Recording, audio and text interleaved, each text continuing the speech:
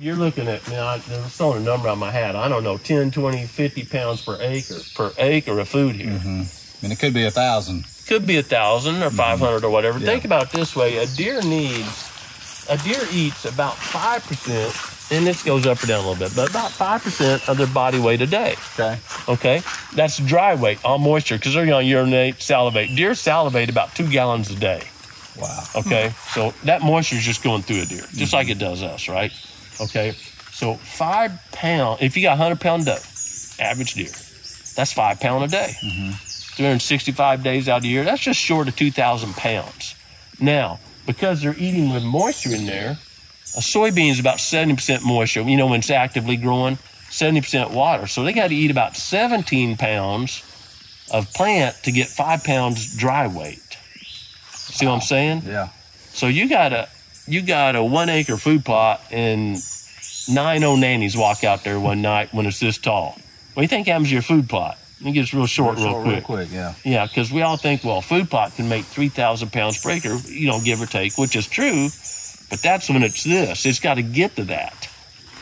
And if you plant soybeans over here on 1 acre, and man, they're lush, they're green, it's looking good, and they come up and make 2 leaves and deer find them, they never get enough momentum going to get there. Deer bite the top of them off and they just die.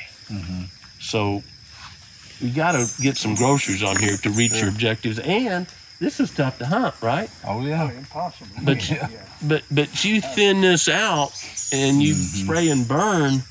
Now you can see deer. You're either, you know, in an elevated blind up here covering 200 or 300 yards or whatever, or you do that for a day or two and figure out where deer are moving, and you go put your trees down there and bow hunt them. Hunting a savanna habitat is much more enjoyable than trying to figure this stuff out. I fought this for years.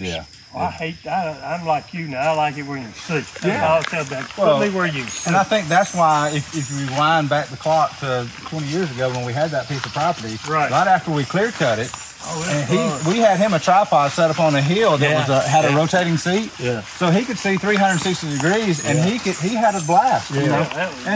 That's the reason you had so much fun, because you could see deer. And you probably saw deer all throughout the morning. It wasn't just right at daylight. Well, we can do that here. We can recreate that here, but we don't have to clear cut everything. We do some thinning.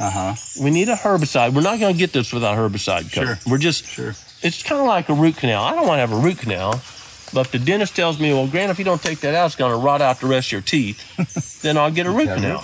Well, we got to reset the clock here, and the tools we're going to use is a herbicide and a fire and thinning. We're going to thin first. No need of spraying, we want to thin. And then probably a year later, we'd use a herbicide, and then a year later, we'd start fire, and then you're going to stay on a fire rotation for quite some time.